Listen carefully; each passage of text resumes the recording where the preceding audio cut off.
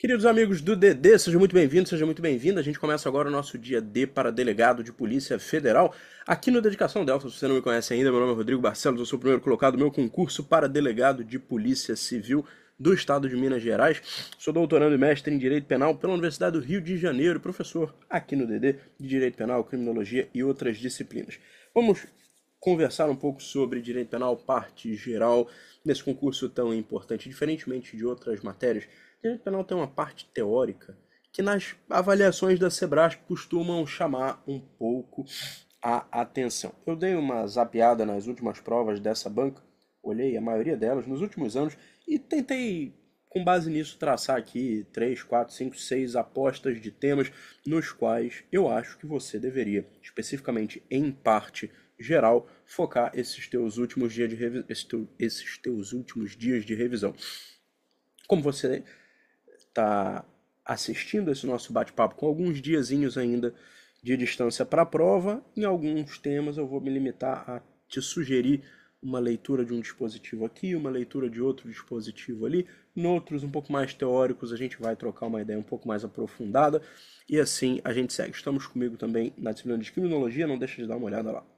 Bom, o primeiro ponto no qual eu gostaria de me deter contigo é o seguinte: diferentemente das disciplinas, desculpa, diferentemente dos outros concursos é, que não são a Polícia Federal com esse formato da Sebrasp de uma assertiva certo ou errado, a parte geral do direito penal frequentemente não aparece sozinha, ou seja, exclusivamente vinculada a um debate de parte geral. Na realidade, a parte geral aparece muito mais dentro da parte especial ou vinculada a problemas específicos, sabe, com microcasinhos ou ainda que sejam muito simples, e isso tem acontecido mesmo nas provas da Sebrasp. Isso é estatisticamente mais numeroso do que a cobrança de parte geral sozinha, por si.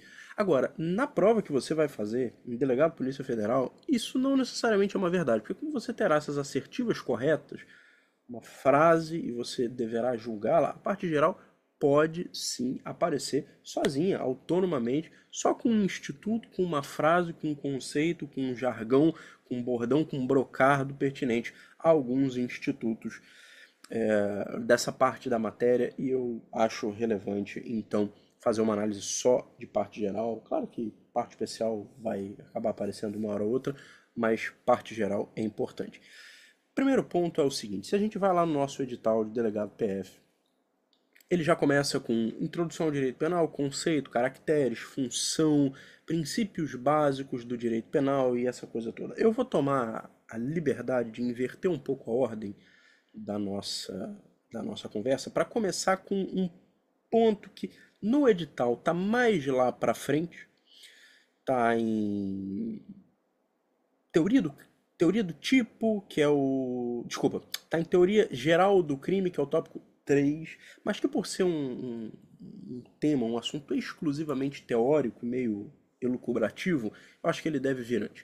Diferente de muitas outras bancas, a Sebrasp tem cobrado uns aspectos sobre teoria do delito. E veja bem, a teoria do crime, ela não é difícil. É claro que ela é uma complexidade, e tal, mas ela não é difícil nesses aspectos. Sistemas de teorias do crime, teorias da conduta, teorias de culpabilidade. Ela não é difícil, uma vez que você compreende algumas das palavras-chave mais importantes do assunto. Vamos fazer uma rápida revisão desse tema que caiu, por exemplo, nas duas últimas provas da Polícia Federal, 18 e 21, que caiu, por exemplo, em delegado de Polícia Civil do Ceará, que caiu em delegado de Polícia Civil de Pernambuco, que caiu em algumas provas de promotor de justiça e juiz de direito que a Sebrasp também organizou nos últimos tempos. Isso é importante porque essa banca, assim como as demais, repete muitas questões. A gente sabe que há três grandes sistemas de teoria do delito: sistema clássico, sistema neoclássico, neocantiano, neocantista e sistema finalista. Existem momentos anteriores a isso, claro, ao sistema clássico, mas eles não são muito cobrados nas provas, de modo que os avaliadores preferem começar do sistema clássico. E existem momentos posteriores ao sistema finalista que eventualmente aparecem, são os funcionalistas penais. Estes a gente vai ver os primeiros não. Então comecemos pelos aspectos mais importantes no sistema clássico. É aquele sistema de Franz von Liszt, Ernst von Behring e Gustav Radbruch, que estava baseado fundamentalmente no princípio da causalidade equivalente, na ideia de que o mundo é um grande complexo, um grande sistema de causas e efeitos. É a teoria da equivalência dos antecedentes causais, um sistema puramente mecanicista, não é por outra razão que é chamado de sistema causal naturalista ou sistema causalista, em que o que importa para aqueles autores lá da segunda metade do século XIX é analisar a relação causal, física, natural, naturalística entre a ação e o resultado.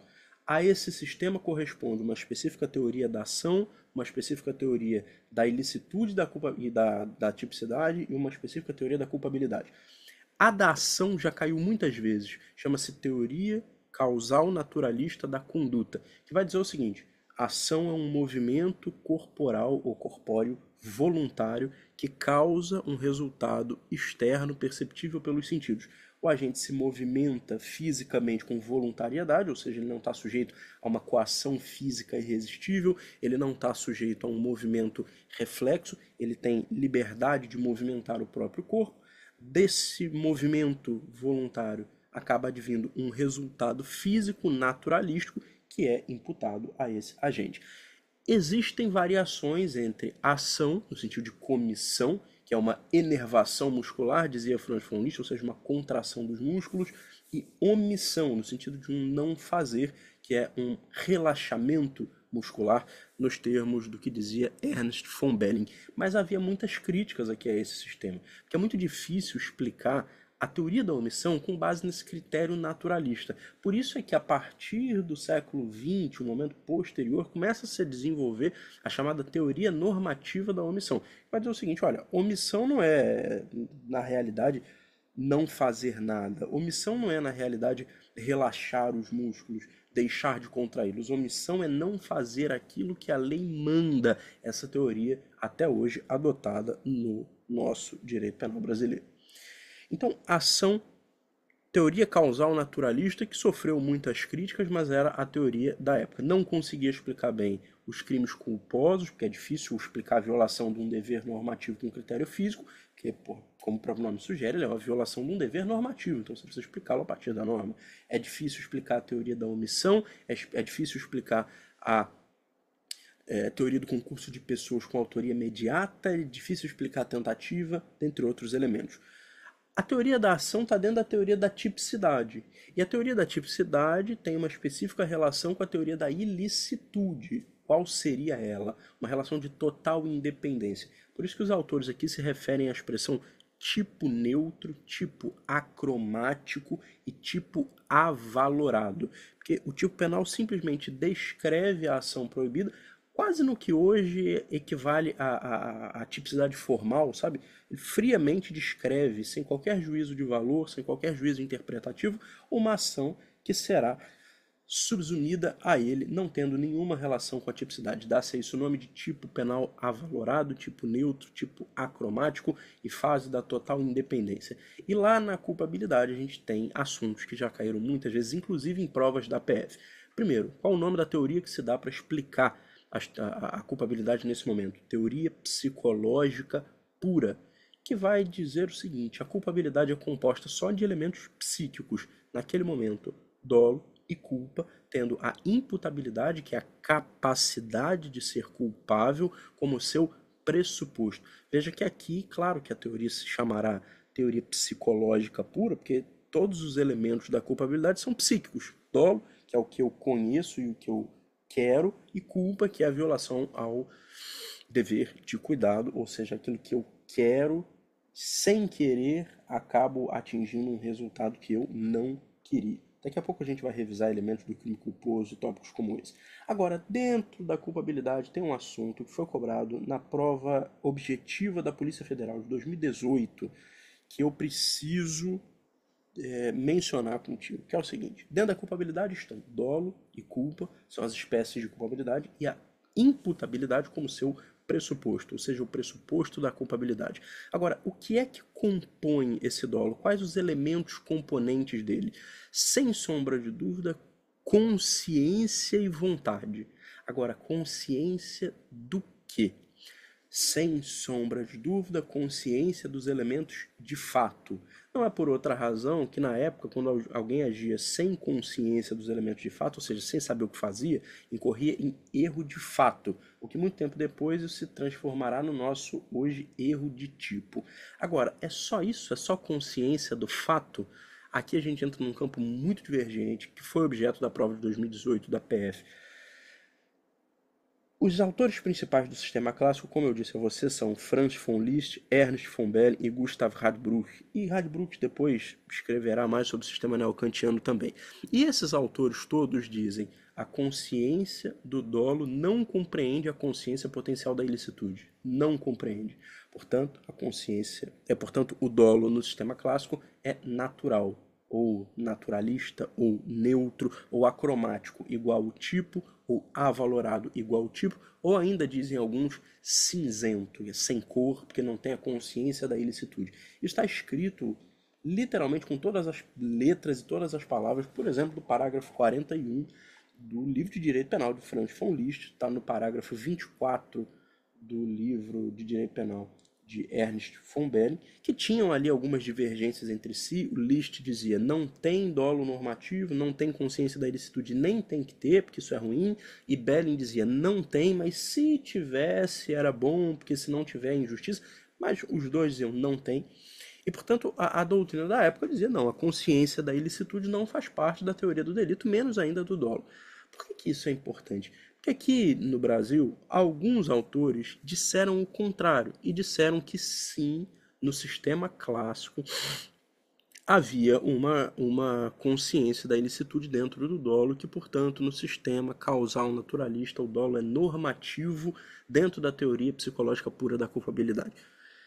Isso foi cobrado assim, exatamente nesses termos, na prova objetiva da Polícia Federal em 2018, dizendo que sim, no sistema causalista, o dolo é normativo, sendo composto, portanto, pela consciência da ilicitude. Mas não é o correto. Mas foi cobrado pela Banca Sebrasp. E já foi cobrado também pela Banca Sebrasp dessa mesma forma, agora mais recentemente, na prova oral para delegado de polícia de Rondônia. Mas não é o certo. Mas foi cobrado. E por que foi cobrado? Porque está, assim, num dos livros que a maioria dos examinadores da Banca Sebrasp usa de referência nas provas de direito penal, pelo que eu pude perceber da minha pesquisa das últimas provas da Sebrasp. Então, se isso... Só que, por outro lado, você tem trocentos mil livros dizendo o contrário, dizendo que não, que o dolo ali era natural. Bom, o que fazer na sua prova objetiva, já que você não pode brigar com a banca, né? Aí vem uma coisa muito difícil, que é, bom, a Sebrasp já cobrou assim duas vezes, uma na própria prova da PF em 2018, outra numa prova oral, com a exata mesma fonte, a exata mesma redação. Então, se isso tornar a aparecer na sua prova, eu acho, sinceramente, que eu seguiria essa mesma linha e diria, como foi preciso dizer na prova oral de delegado Rondônia 2022 ou 23, alguma coisa assim, e como foi preciso dizer na objetivo delegado PF 2018, que no sistema causal naturalista o dolo é normativo, sabendo que não é. E se a banca cobrar o contrário, você recorre.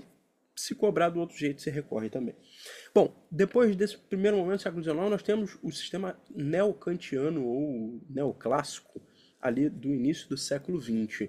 A teoria da conduta vai ficar ainda muito parecida com a teoria causal naturalista da ação, só que começam a aparecer algumas variações, como, por exemplo, a teoria de Gustav Radbruch. Rodrigo, mas ele não era do sistema clássico? Era, mas esse sujeito viveu longos anos, e, portanto, ele escreveu um pedaço da vida sobre aquilo que era moda ali no sistema clássico, e depois se filiou a outras ideias.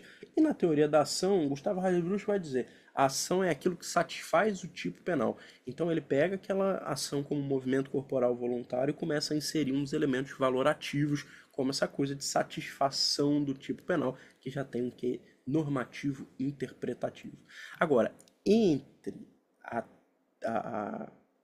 desculpa, se é verdade que a teoria da ação, a teoria da conduta, não muda muito do sistema clássico para o sistema neocantiano, Por outro lado, é verdade que a teoria da relação entre a tipicidade e a ilicitude muda pra caramba, muda muito, muda muito, muda muito. Porque o sistema neoclássico, ele oferecerá uma teoria completamente nova sobre isso. Aquela ideia de que o tipo penal é neutro, acromático, não tem nenhuma valoração, ele é totalmente independente da ilicitude, essa ideia agora cederá a uma outra noção que vai dizer o seguinte: na realidade o tipo não é totalmente acromático, não, pelo contrário, o tipo penal tem muitos elementos normativos, não só aqueles elementos objetivo-descritivos, ele também tem elementos normativo-interpretativos.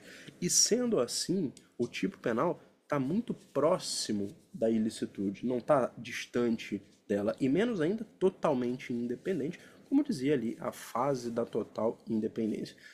Se isso é verdade, então os autores do sistema neoclássico ou neocantiano vão dizer o seguinte: na verdade, entre o tipo e a ilicitude não tem total independência, não. Tem a total unidade. Tipicidade e ilicitude são um conceito uno, único, junto. E aí aplicam-se duas teorias. A primeira, a teoria da ratio essendi, que vai dizer justamente isso. Tipicidade é a própria essência da ilicitude. A segunda, a teoria dos elementos negativos do tipo penal, que vai dizer as causas de exclusão da ilicitude compõem o próprio tipo penal como elementos que são dele negativos. Os elementos positivos são aqueles que afirmam a existência do tipo, que nós examinaremos na tipicidade, e a ilicitude cumprirá examinar esses elementos negativos, as causas de exclusão dela. Lá na culpabilidade haverá uma nova teoria totalmente nova, chamada nova teoria totalmente nova, assim, totalmente inédita, totalmente modificada, chamada teoria psicológico-normativa, uma teoria híbrida. A do sistema clássico, como nós vimos, ela é totalmente neutra, totalmente psicológica. Vai dizer, culpabilidade é só um vínculo psíquico entre o agente e seu fato, composto por dolo e culpa. No sistema neoclássico, neocantiano, a culpabilidade passa a ser regida por uma teoria normativo-psicológica ou psicológico-normativa. Porque além daqueles dois elementos psíquicos, dolo e culpa, os autores vão inserir um elemento valorativo, chamado inexigibilidade de conduta diversa. Então uma teoria que era só pura, agora virou...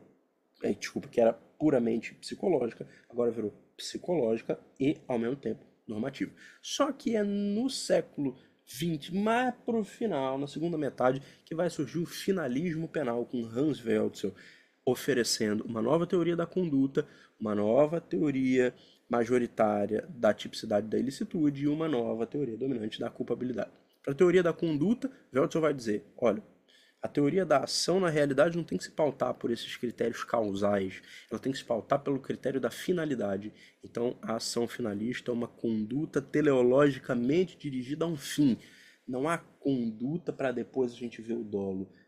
A conduta norteada pelo dolo que está dentro dela. Os elementos subjetivos, portanto, saem de lá da culpabilidade onde estavam e entram agora na teoria da ação, compondo dessa maneira a própria tipicidade. A teoria da ação finalista já apareceu pelo menos 5 vezes em últimas provas da Sebrasp nos últimos anos. E entre a tipicidade e a ilicitude existia alguma relação? Sim. Perceba o seguinte, lá no sistema neoclássico, aquela teoria da ratio essendi foi a dominante, mas alguns autores também defendiam uma outra, chamada teoria da ratio cognoscendi, que se materializaria numa função indiciária do tipo penal. Ela vai dizer o seguinte: tipicidade e ilicitude nem são dois conceitos tão autônomos como quiseram os autores no século XIX, nem tão unidos como quiseram aqueles do início do século XX. A tipicidade, na realidade, quando afirmada, ela gera presunção de que também há ilicitude. Essa presunção é uma relação relativa entre o tipo e a ilicitude, mas ela precisará ser confirmada, ou seja, esses indícios precisam ser afirmados pela análise das exclusões de ilicitude. Então, só nos sobra agora examinar a culpabilidade, que será regida por uma nova teoria, já que dolo e culpa saíram da culpabilidade, migraram para a teoria da ação, integrando dessa maneira o próprio tipo penal. Agora, a culpabilidade ficou vazia desses elementos psíquicos. Então, Welzel, no finalismo, adotará uma teoria normativa pura, ou puramente normativa, em que só há na culpabilidade elementos normativos. Quais são? Aqueles com os quais nós trabalhamos hoje: inexigibilidade de conduta diversa, imputabilidade e consciência potencial da ilicitude. Momento posterior a esse estabelecimento das três grandes matrizes dos sistemas de direito penal, ali pela década de 60, pela década de 70, começam a ganhar corpo os funcionalismos penais. Há dois muito importantes, cujos critérios básicos de diferenciação, cujo núcleo, as palavras-chave você precisa conhecer. O primeiro é o funcionalismo de Klaus Roxin, o segundo é o funcionalismo de Gunther Jacobs. O primeiro chamado de funcionalismo racional, funcionalismo dualista, funcionalismo de política criminal, colocará nos bens jurídicos e na sua proteção a função mais importante do direito penal.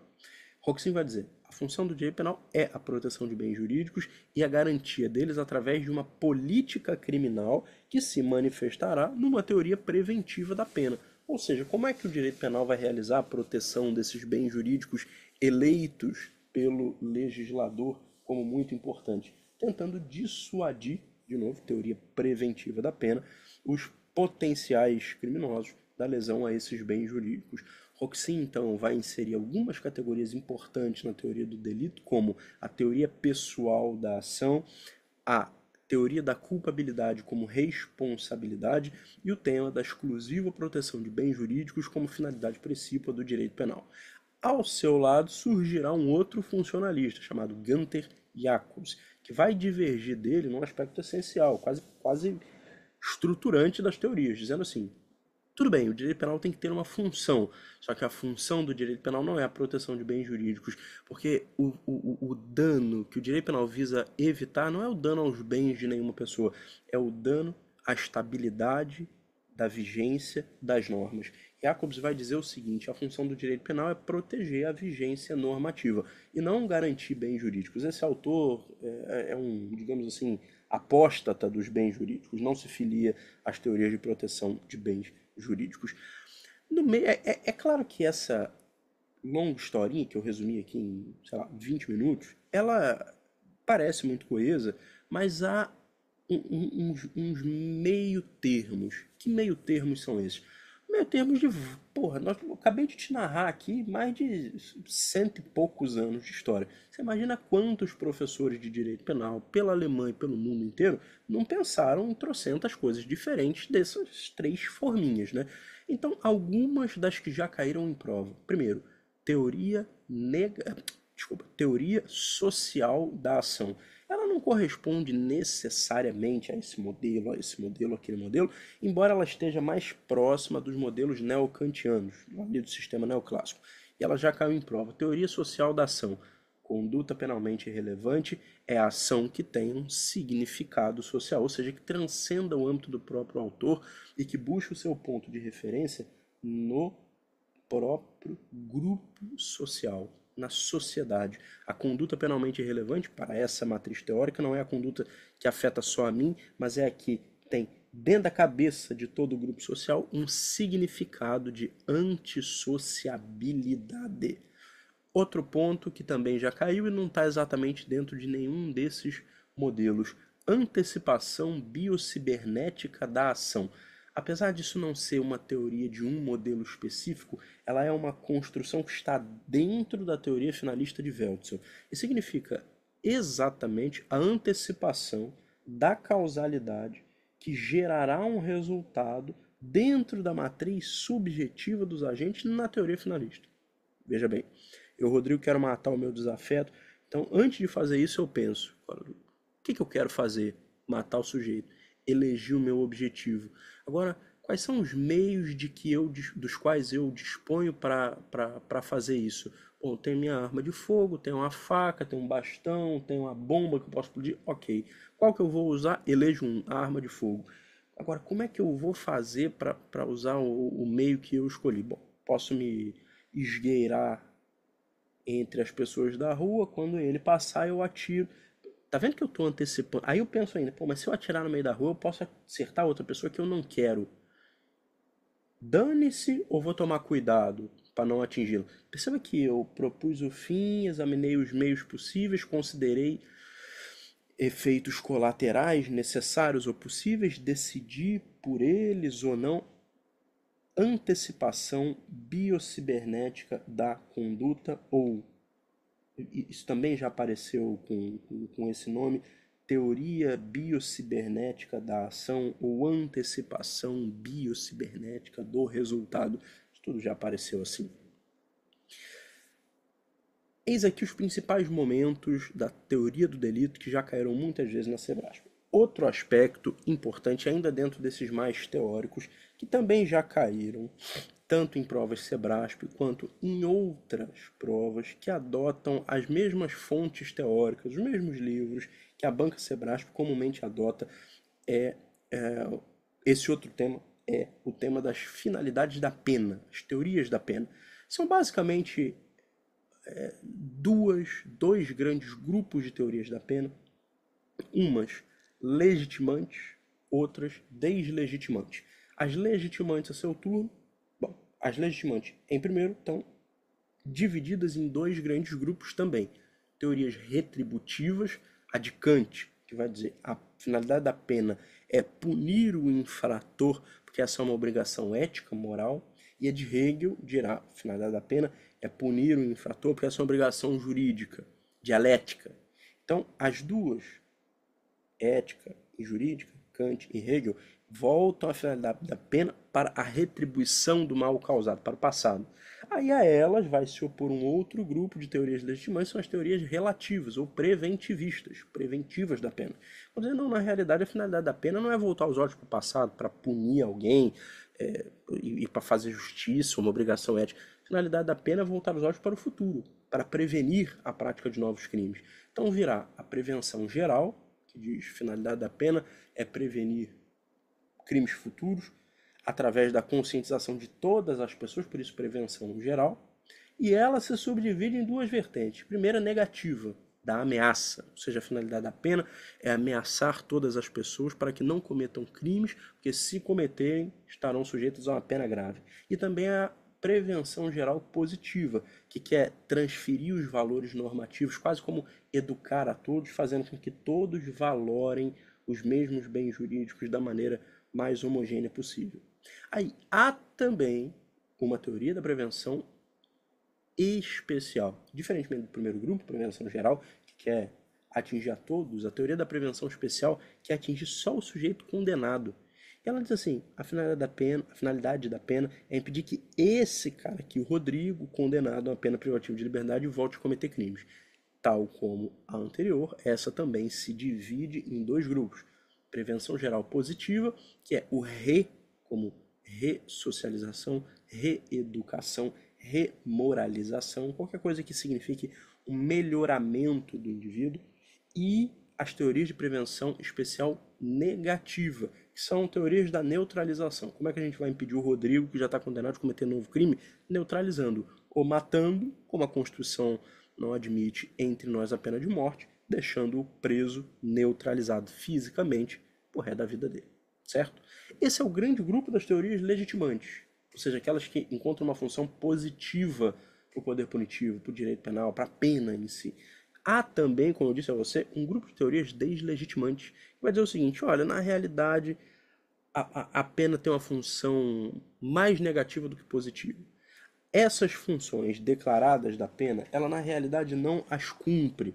Existem funções ocultas que são, sim, desempenhadas, mas as funções declaradas, essas que são ditas como prevenir novos crimes, prevenir a lesão de bens jurídicos, etc., essas são só ilusórias.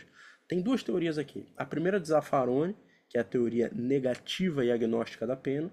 Quer dizer, a pena, na realidade, é um ato político, um ato de poder, e a teoria materialista de Juarez Cirino dos Santos, que tem tudo a ver com a criminologia crítica que nós estudamos lá na nossa disciplina, que vai dizer a pena, assim como o sistema penal como um todo, é só um instrumento de dominação de classes que serve à estrutura capitalista para continuar explorando classes dominadas pelas classes dominantes, certo? Eu acredito muito na cobrança de vários desses temas, que fazendo a minha pesquisa aqui das últimas provas Sebrasp, eles se repetem muito, muito, muito. Nas últimas provas da Polícia Federal, eles apareceram. Eu acho que você deveria dar uma revisada se não está muito por dentro de todos esses assuntos. Agora, também é óbvio, a parte geral se manifesta em temas, digamos assim, um pouco mais pragmáticos. Vamos ver aqui algumas das minhas apostas. Eu acredito que o tópico 1.2, a gente tem ali princípios básicos do direito penal, estará na sua prova. Apesar de ser um tópico introdutório, também há muitas questões Sebrasp tocando nesses assuntos. Muitas questões. Uma delas, por exemplo, envolve o princípio da legalidade e as 4 vertentes que dele se pode extrair. Eu tirei 4 questões de provas diferentes, cada uma delas cobrando uma dessas vertentes. Primeira dessas vertentes, lex prévia. A lei penal tem que ser anterior ao crime. Isso se aplica, claro, tanto para a previsão do crime quanto para a cominação da pena. De modo que se eu hoje pratico um crime, mas ele não está disposto na lei como tal e só vem a sê-lo amanhã, eu, na realidade, nenhum crime pratiquei. A isso nós atribuímos o nome de irretroatividade maligna da lei penal. Se eu cometi um ato hoje, mas ele só se tornou crime amanhã, essa lei penal não pode retroagir para me alcançar. Em outras palavras, a lei penal maléfica não retroage. Agora, a lei penal benéfica pode retroagir? Pode. Imagina que ontem já existia uma lei que criminalizava a minha conduta, hoje eu tomei essa conduta, amanhã, quando eu já estou até cumprindo pena, vem uma lei que descriminaliza. Essa lei penal retroage? Claro que sim, nós chamamos isso de retroatividade da lei penal benigna. Em outras palavras, a lei penal não retroage, salvo-se para beneficiar o réu. É como a gente traz da Constituição, das normas introdutórias do Código Penal e até do artigo 9º do Pacto de São José da Costa Rica. Agora, como é que a Sebrasp já cobrou isso? De algumas formas. Primeiro, dizendo que o complemento das normas penais em branco, de regra, não retroage. Segundo, dizendo que as leis penais temporárias e excepcionais escapam dessa lógica, como está muito claramente disposto no artigo 3º do Código Penal. Terceiro, dizendo que quando há uma lei nova, no curso de um crime permanente ou no curso de um crime continuado, a lei nova, ainda que mais grave, se aplica para toda a permanência ou toda a continuidade delitiva. Por qual razão isso? Pela súmula 711 do Supremo Tribunal Federal. Se a gente vai na sua redação, ela diz de maneira muito clara o seguinte: a lei penal mais grave, diz o Supremo, aplica-se ao crime continuado ou ao crime permanente se a sua vigência é anterior à cessação da continuidade ou da permanência. Outra das comuns cobranças na Sebrasp do princípio da legalidade envolve, e essa aqui é uma questão bem interessante, uma disposição que não é muito conhecida, mas é chamada de lex populi. No seguinte sentido, somente a lei penal doméstica, a lei brasileira, pode criar crimes, aumentar penas e dispor, por exemplo, sobre a prescrição. Isso é uma questão objetiva expressa da Sebrasp. Rodrigo, mas em que contexto isso pode aparecer? Podem te perguntar, por exemplo, se tortura prescreve. Veja que a nossa Constituição nada prevê sobre imprescritibilidade da tortura. Isso pode ser uma questão muito interessante. Prevê alguma coisa sobre delitos imprescritíveis? Certamente. Se a gente vai na Constituição, o artigo 5º, num dos seus incisos, dispõe: constitui crime inafiançável e imprescritível a ação de grupos armados, civis ou militares contra a ordem constitucional e o Estado democrático. Só esses delitos estão abrangidos por essa imprescritibilidade constitucional. Só que o Estatuto de Roma, que cria inclusive o TPI, Tribunal Penal Internacional, dispõe que a tortura é um crime da competência do TPI. E no outro dispositivo, o Estatuto de Roma dispõe que todos os delitos de competência do TPI são imprescritíveis. Moral da história, na legislação internacional, a tortura é um delito imprescritível. Mas, disse a Sebrasp, e essa é a posição dominante na literatura, essa previsão não vale internamente, porque só a lei doméstica, pode dispor sobre regimes de prescritibilidade, pode criar penas, pode criar crimes. Tem vários outros precedentes do STJ interessantes, inclusive para a atividade, que já tocaram nisso. Como um, que diz o seguinte: apesar da Convenção de Palermo, antes de 2013, já dispor sobre um conceito de organização criminosa, a nossa legislação penal brasileira só foi criar um conceito e só foi tipificar autonomamente o delito de or-crime na Lei 2850 de 2013. Pô, mas existiu uma convenção da qual o Brasil faz parte, que é a Convenção de Palermo, anterior a 2013, que já tinha um crime, um conceito de organização criminosa. Não podemos tipificar crime de or-crime anterior a 2013 com base nela? Não podemos, por conta desse critério. Vedação à analogia e vedação ao uso dos costumes em direito penal, que são as duas outras mais importantes divisões da legalidade, também já apareceram, sobretudo a vedação à analogia in malam partem e a admissão da analogia in bonam partem. Cuidado com isso. E no que se refere à utilização dos costumes, eles são tradicionalmente tidos como uma forma de integração do Código Penal, da legislação penal, uma forma de um critério interpretativo, uma forma de colmatação de lacunas, mas sempre tem um papel assim bem diminuto. Onde os costumes costumam mesmo aparecer é na aplicação da teoria da adequação social da conduta, que a amplíssima maior parte da jurisprudência rejeita. E a gente tem inclusive precedentes muito famosos. A súmula 502 do STJ, que se ocupa da aplicação da referida teoria nos crimes do artigo 184, parágrafo 2º do Código Penal, aquela situação de violação de direitos de autor pela venda e exposição à venda de CDs e DVDs piratas, negando completamente que esse delito possa ser, digamos assim, descriminalizado pela adequação social da conduta. Também há precedente mantendo a validade da criminalização do 229 do Código Penal, que é a manutenção de casa de prostituição, e mantendo também, e aí tem precedente sumular do STJ, na súmula 609 do STJ. 609? Não, 609 não, peraí. Deixa eu te dar o número exato. É a súmula 669, agora sim, 669, no sentido de que o fornecimento de bebida alcoólica para criança ou adolescente, após o advento da Lei 13.106 de 2015, configura o crime previsto no artigo 243 do Estatuto da Criança e do Adolescente. Antes disso, a defesa mais comum para esse delito era a invocação da teoria da adequação social da conduta. Além da legalidade, algum outro princípio? Eu acho que o princípio da insignificância. Tanto porque nos últimos anos há muitos julgados relevantes sobre ele, quanto porque a Sebrasp já o cobrou muitas vezes. A primeira coisa que eu vou fazer contigo aqui é lembrar de uma das últimas questões envolvendo esse assunto da Banca Sebrasp, que é uma questão de delegado de polícia de Pernambuco, que perguntou quais são os fundamentos do princípio da insignificância. E aí, no gabarito, diz a Sebrasp, os fundamentos são dois. Primeiro, o princípio da fragmentariedade do direito penal. Segundo, o princípio da intervenção mínima. Isso está certo? Olha, está certo, sem dúvida.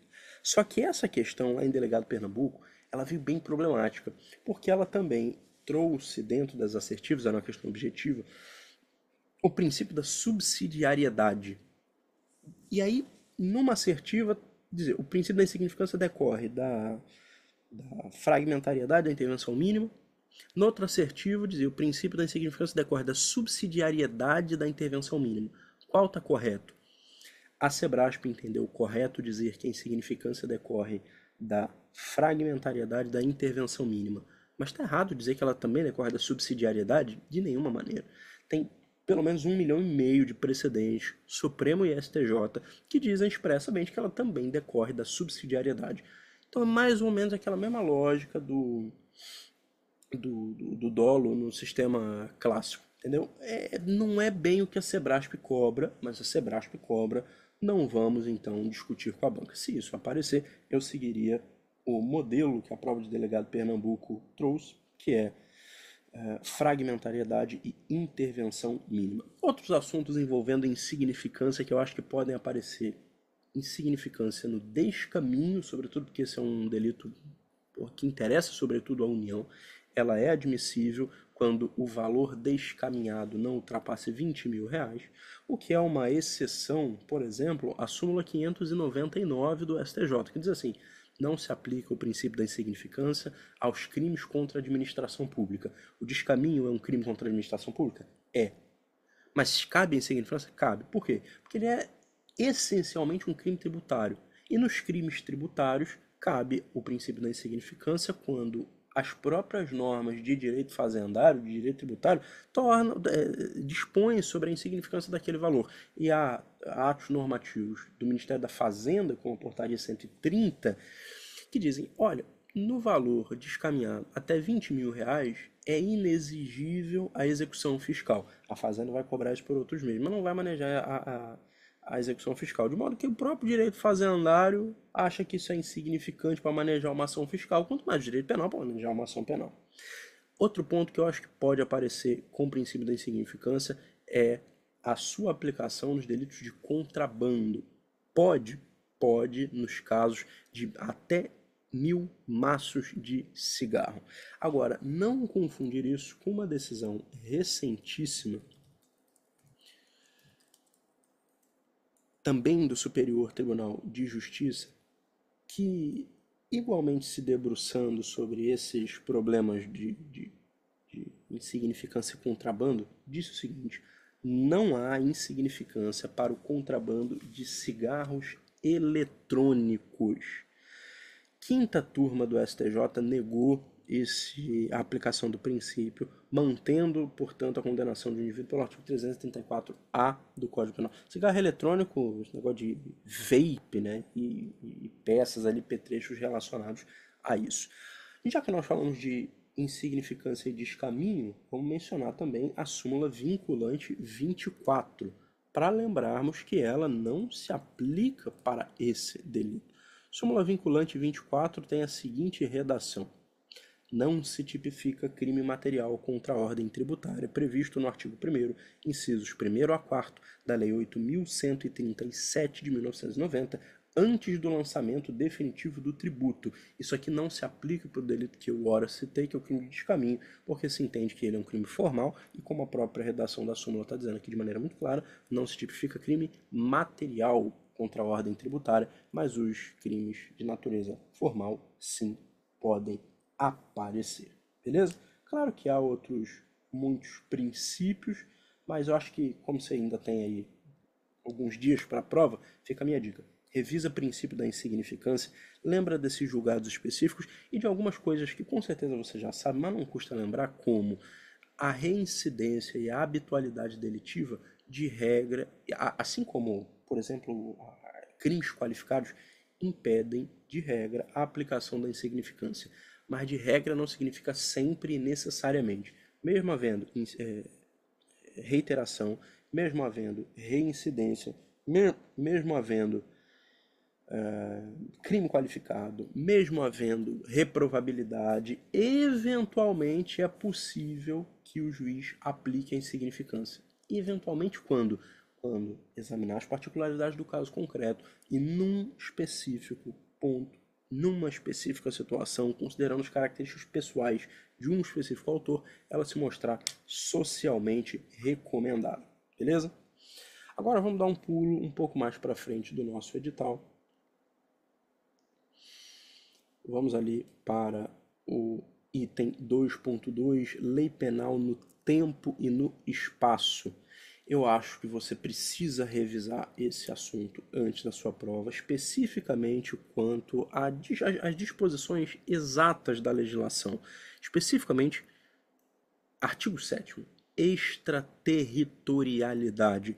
De regra, o direito penal brasileiro adota o princípio da territorialidade, que significa dizer que ficam sujeitos à lei brasileira os crimes cometidos no Brasil.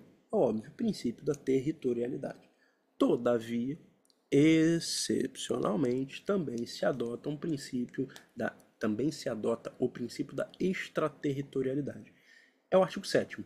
Ficam sujeitos à lei brasileira, embora cometidos no estrangeiro. E aí nós temos ali um dos artigos mais longos do Código Penal e mais burocráticos da parte geral, no qual o legislador vai nos trazer uma gama de situações digamos assim, estão taxativamente expressas na legislação, para as quais a legislação brasileira se aplicará. Ficam sujeitos à lei brasileira, embora cometidos no estrangeiro, os crimes contra a vida ou a liberdade do presidente da República, contra o patrimônio ou a fé pública da União, do DF, do Estado, território, município, de empresa pública, sociedade de economia mista, autarquia ou fundação instituída pelo poder público, contra a administração pública por quem está a seu serviço, os crimes de genocídio quando o agente for brasileiro ou domiciliado no Brasil, e aí a gente acha, inclusive na legislação penal extravagante, alguns crimes que também estão sujeitos, independentemente disso aqui, a princípios de extraterritorialidade. Vem comigo rapidamente na lei de tortura. Olha o artigo 2º da lei 9455, que é a lei de tortura. O disposto nesta lei aplica-se ainda quando o crime não tenha sido cometido em território nacional, sendo a vítima brasileira ou encontrando-se o agente em local sob jurisdição brasileira. Mas ao mesmo tempo que a legislação extravagante coloca algumas hipóteses como esta aqui de extraterritorialidade, a mesma legislação extravagante, não o mesmo diploma, mas a legislação extravagante como um todo, também coloca algumas situações nas quais não é admissível tal extraterritorialidade. É o caso das contravenções penais, como está escrito no artigo 2º da LCP. Diz: a lei brasileira só é aplicável à contravenção praticada no território nacional. E aí, várias situações lá no artigo 7º do Código Penal que justificarão a extraterritorialidade incondicionada, são os casos ali do inciso 1º, e a extraterritorialidade condicionada ou hipercondicionada em algumas situações, condicionada no inciso 2º e eventualmente hipercondicionada também. Eu acho que você deveria revisar isso.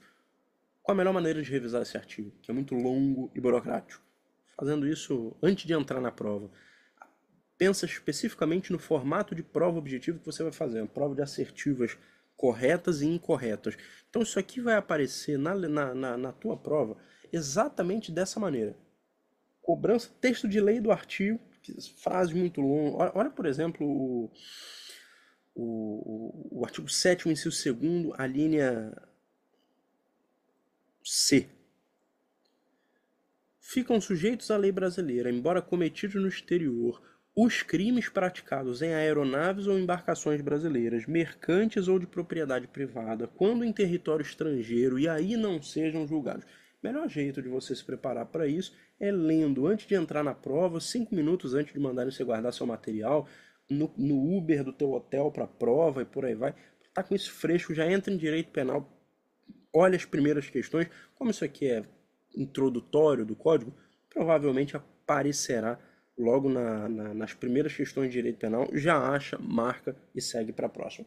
Agora, além disso, tem um caso especificamente jurisprudencial envolvendo tanto esse assunto, que é extraterritorialidade, quanto também princípios, especificamente do bis in idem, que eu acho que pode aparecer na sua prova, porque tem julgados relevantes recentes, tanto do Supremo quanto do STJ, e já caiu na Sebrasf, que é a possibilidade de haver dupla persecução penal internacional, ou seja, entre jurisdições de países distintos, e numa situação muito específica. Leia comigo o trecho do julgado do HC 171118 de São Paulo, finalzinho de 2020. Se houver a devida comprovação, isso aqui é Supremo Tribunal Federal, relator ministro Gilmar Mendes. Se houver a devida comprovação de que o julgamento noutro país sobre os mesmos fatos não se realizou de modo justo e legítimo, desrespeitando obrigações processuais positivas, que são obrigações de investigar com toda a diligência, de punir quem tem que ser punido, etc., a vedação à dupla persecução pode ser eventualmente ponderada para complementação em persecução interna. O que isso significa? Que o Supremo admite, em caso, essas são as palavras-chave, julgamento realizado de modo injusto ou ilegítimo, o Supremo admite que o sujeito já julgado fora do Brasil possa ser pelos mesmos fatos, excepcionalissimamente aqui julgado por eles novamente. Olha o julgado do informativo 656 do STJ. De novo, caso o julgamento no exterior não tenha ocorrido de forma justa e legítima, descumprindo deveres internacionais de investigação e persecução, a persecução penal interna pode ser admitida. A mera pendência de julgamento em outro país não impede o processamento da ação penal no Brasil, não configurando bis in idem. Cuidado com isso. Agora vamos avançar no nosso edital e sair do tópico 2 para entrar no tópico No tópico 4, teoria do tipo. E aí dentro desse tema, que é muito grande, né? Crime doloso, crime culposo, crime qualificado pelo resultado, crimes comissivos e omissivos, e vários, eu vou te sugerir a revisão nesses últimos dias dos crimes de omissão, sobretudo os de omissão imprópria.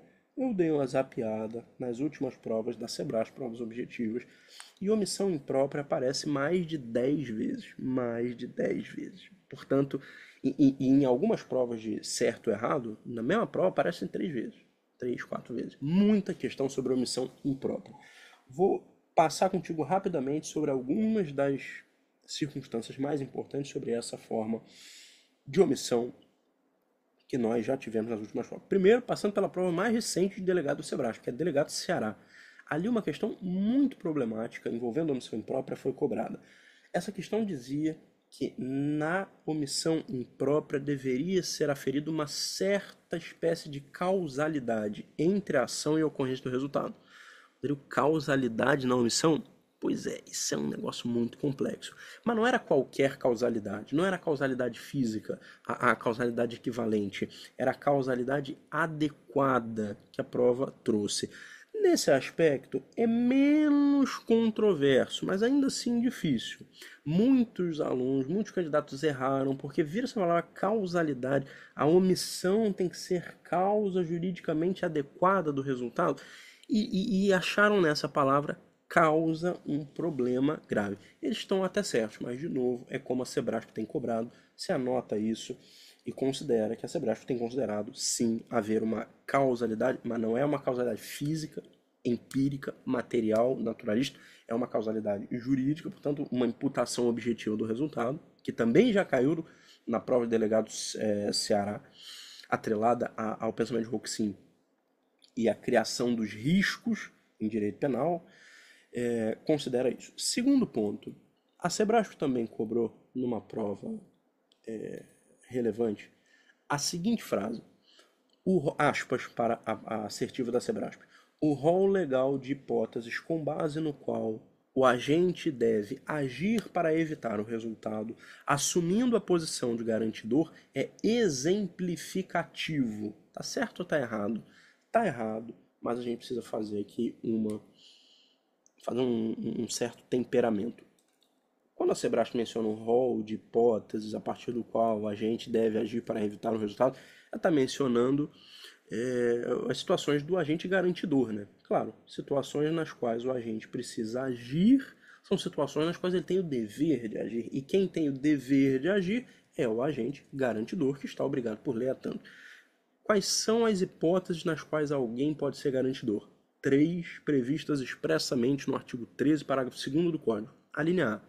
Situações nas quais ele tenha, por lei, obrigação de cuidado, proteção e vigilância. A linha B. Situação nas quais ele tenha, de outra forma, assumido a responsabilidade de impedir o resultado. Situação nas quais ele tenha, letra C, com seu comportamento anterior, criado o risco da ocorrência do resultado.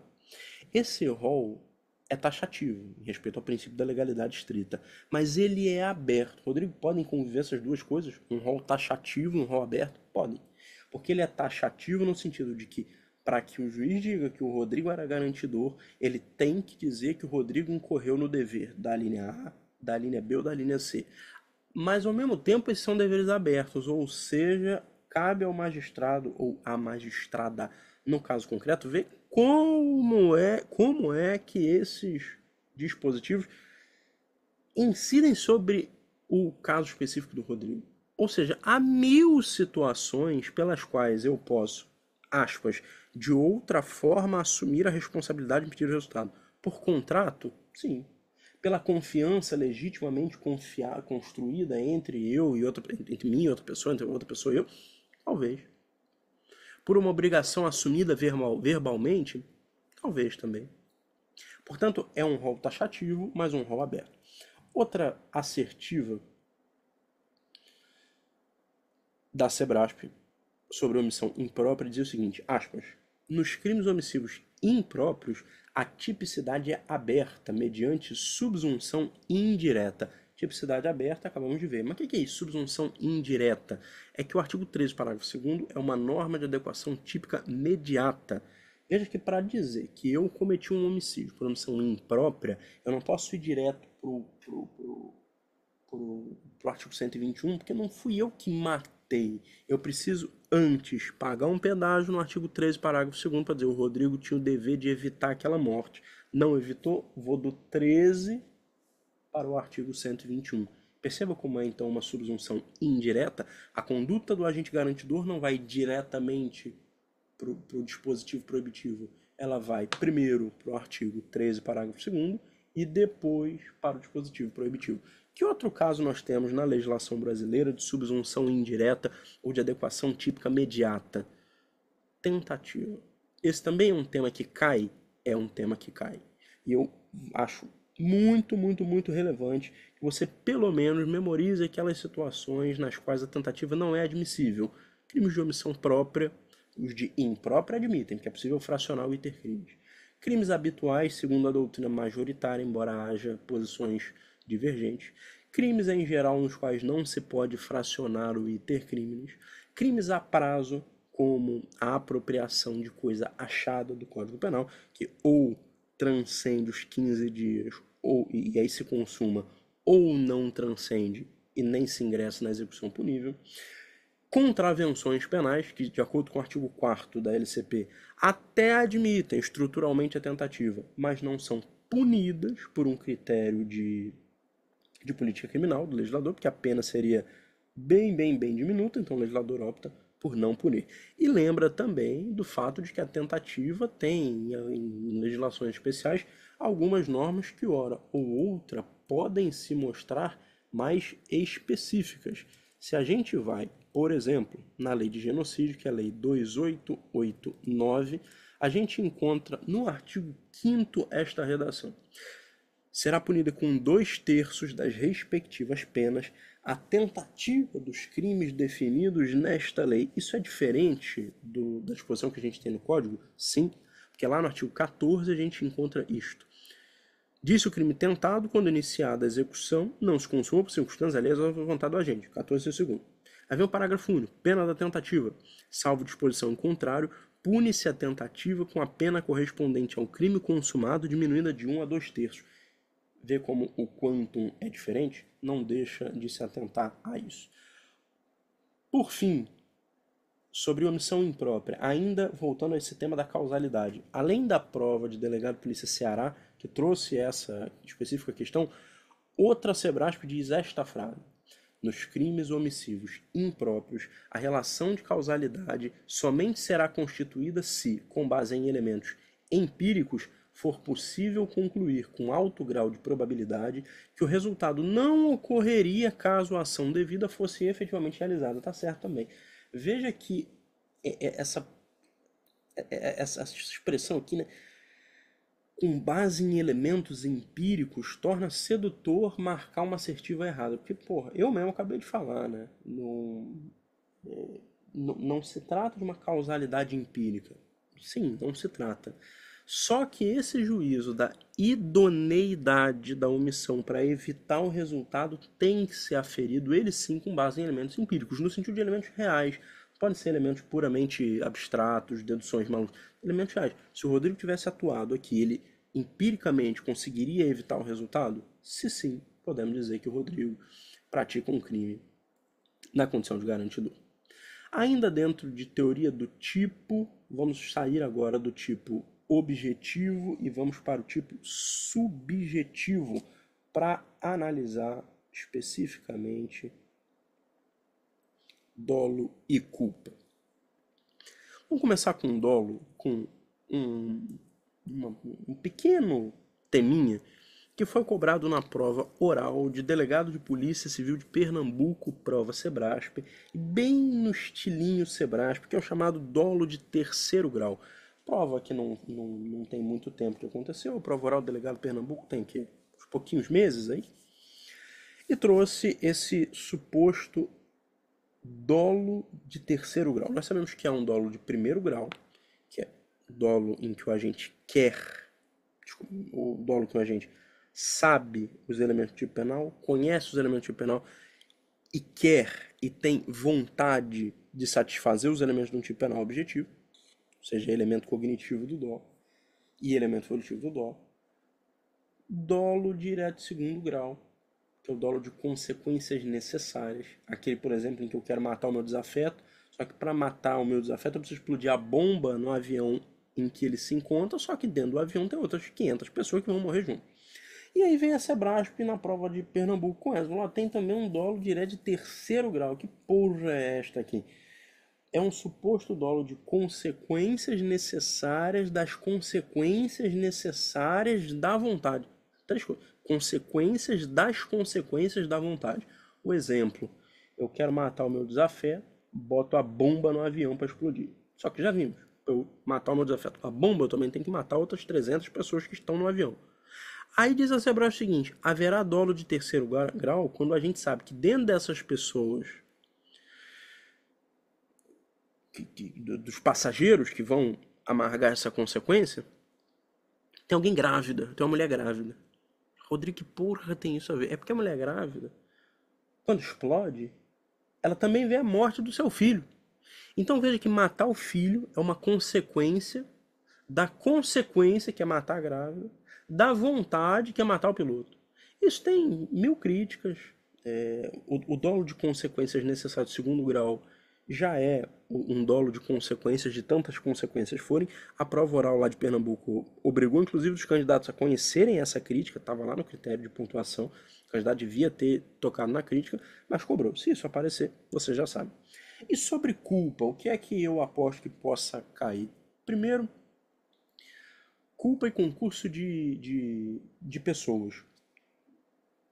Possibilidade ou não de concurso de agentes em crime culposo.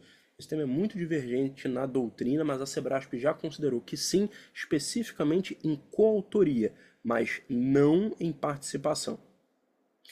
Veja, por exemplo, a tese do julgado no HC 40.474 do STJ, julgado esse do qual a Sebrasp já extraiu praticamente 2 ou 3 questões expressas envolvendo o concurso, pessoas e culpa. Aspas para o Superior Tribunal de Justiça. É perfeitamente admissível, segundo o entendimento doutrinário e jurisprudencial, a possibilidade de concurso de pessoas em crime culposo que ocorre quando há um vínculo psicológico na cooperação consciente de alguém na conduta culposa de outrem. O que não se admite nos tipos culposos, ressalve-se, é a participação. Como eu disse, tem muita crítica doutrinária, mas a Sebrasp considera que sim, crimes culposos admitem coautoria e não admitem participação. No que se refere aos crimes de omissão imprópria, a Sebrasp também tem considerado que eles admitem coautoria igualmente. Leva isso para a sua prova. Não deixa de revisar igualmente os elementos do tipo culposo, que são violação de um dever jurídico de cuidado. Essa violação é uma violação objetiva na tipicidade, mas subjetiva na culpabilidade. Ação consciente e voluntária, ou seja, ação livre, não pode ter uma coação física imediata, uma coação física irresistível. Resultado não querido, porque se eu quero o resultado é dolo, não é culpa. Previsibilidade objetiva na tipicidade e subjetiva na culpabilidade daquele resultado, que ele teria que ser previsível, eu só não previ porque atuei culposamente, mas eu tinha a possibilidade de prevê-lo. E nexo de causalidade, que a literatura chama muito mais nexo de imputação normativa, entre a ação voluntária descuidada, por negligência, imprudência ou imperícia, e o resultado causado. Lembra-te do fato de que esses elementos do crime culposo eles também têm que ser respeitados, não só na imputação do tipo culposo autônomo, do homicídio culposo, mas também nos casos de préter dolo, como lá no artigo 19, de crimes agravados pelo resultado. E a Sebrasp já cobrou duas variações diferentes, que estão, por exemplo, no STJ, envolvendo isso. A primeira delas é aquele caso do latrocínio, em que esta situação ocorreu. Alguns sujeitos invadiram a casa de um senhor de idade e foram roubar essa casa. O senhorzinho de idade, se eu não me engano, ele tinha 84 anos. Ele foi amarrado numa viga dentro da sua residência. Ficou lá na viga amarrado. E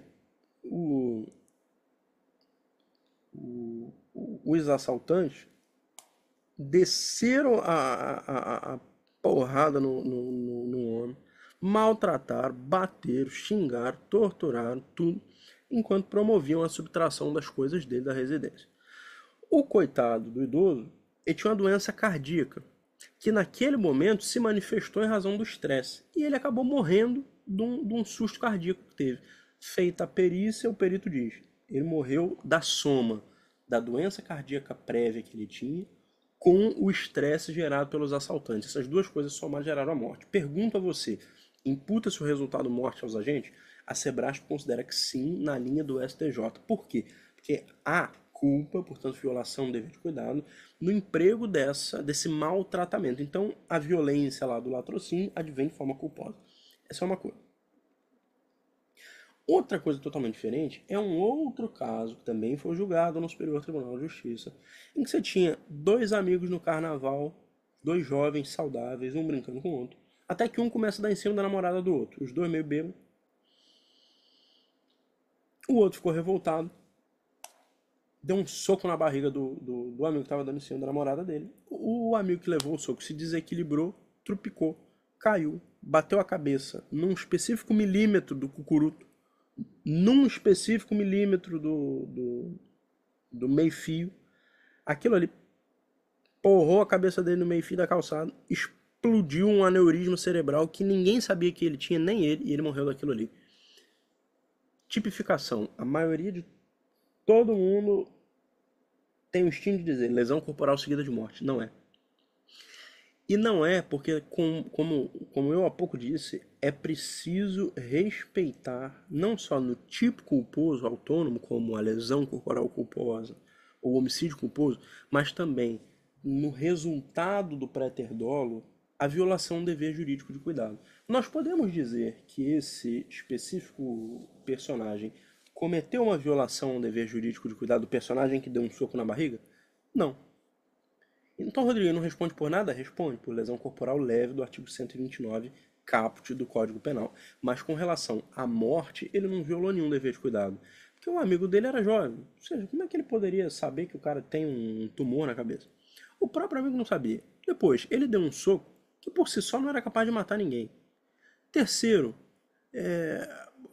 qual o dever de cuidado ele deveria tomar para o cara não cair de cabeça com um específico centímetro da cabeça, num específico milímetro da calçada, pontudo? Muito difícil, né? Em outras palavras, o nosso personagem não poderia causar essa morte nem se ele quisesse dolosamente. Então, a Sebrasp já cobrou essas duas situações e você precisa estar atento a elas.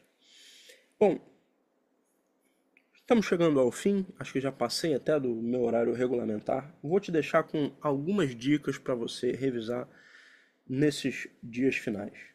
Primeiro, prescrição.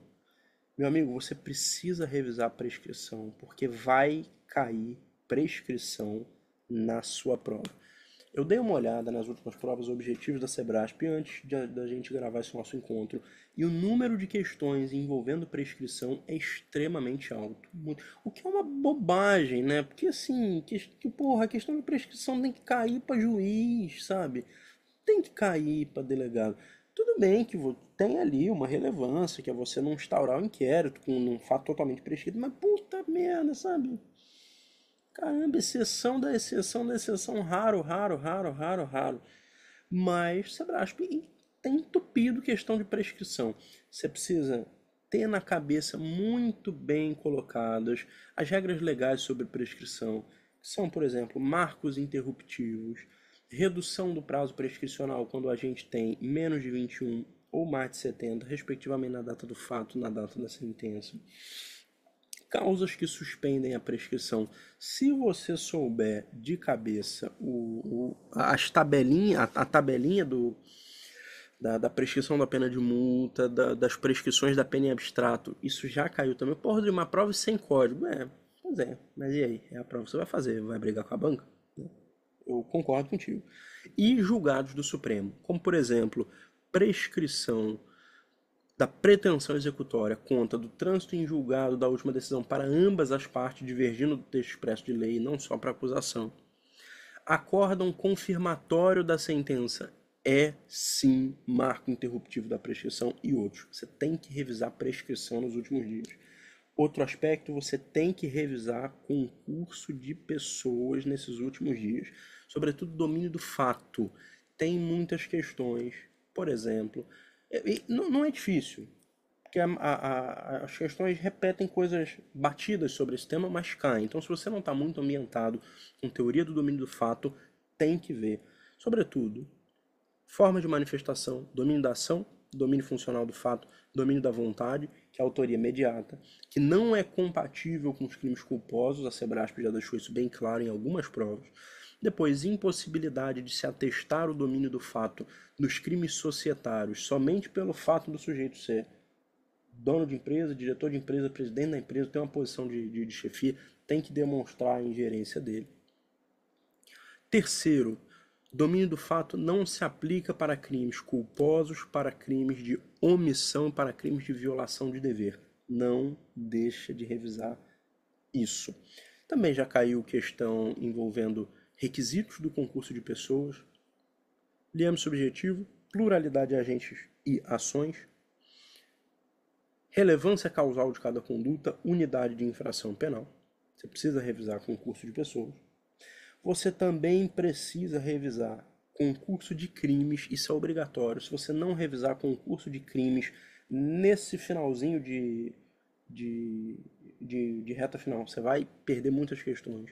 Sobretudo, crime continuado, tem que revisar.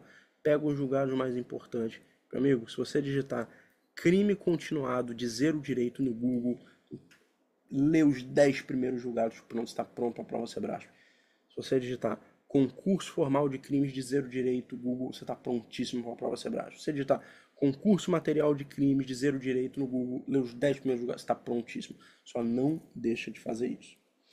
Além disso, teoria do erro pode cair? Eu acho que sim. Eu apostaria em erro de tipo proibitivo ou erro de proibição indireto. Aquelas situações em que, no primeiro caso, o agente erra sobre um pressuposto fático de uma circunstância justificante que, se verdadeiramente existisse, tornaria legítima a ação.